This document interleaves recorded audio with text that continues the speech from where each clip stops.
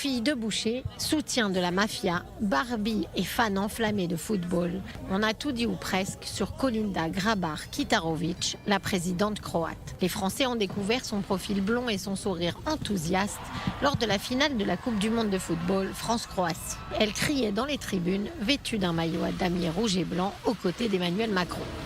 Élue présidente de la Croatie le 18 février 2015, elle est à la fois la première femme présidente dans ce pays et la plus jeune personnalité élue à cette fonction. Elle est née en 1968 à Rijeka, en Yougoslavie socialiste, mais a passé son enfance et son adolescence aux États-Unis. Ses opposants l'ont surnommée Barbie et lui reprochent de ne pas avoir de fond. Elle pourrait leur répondre qu'elle possède une maîtrise de langue de l'université de Zagreb et une autre en relations internationales.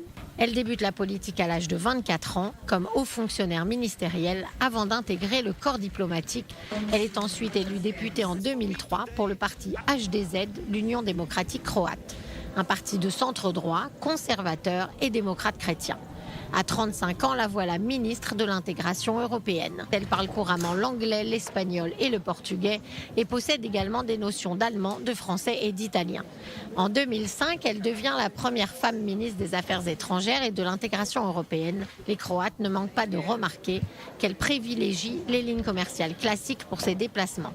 Elle dit même avoir acheté à ses frais les billets d'avion pour la Coupe du Monde. Elle quitte le gouvernement en 2007 avant d'être envoyée aux États-Unis comme ambassadrice de Croatie pendant 4 ans. Elle est alors nommée secrétaire générale adjointe de l'OTAN, là encore, une première pour une femme.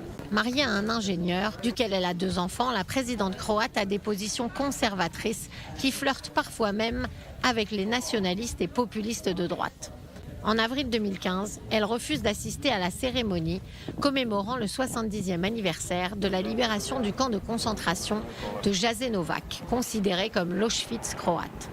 Un camp qui ne possédait pas de chambre à gaz, mais où les prisonniers étaient tués avec cruauté en les affamant et les épuisant au travail. Elle suscite aussi la controverse en justifiant l'opération Tempête, qui avait conduit à la reconquête par la Croatie de la République serbe de Krajina et par là même à un nettoyage ethnique des Serbes occupant cette région. Sur le plan sociétal, elle tempère pourtant les positions de son parti, traditionnellement contre l'homosexualité et l'avortement.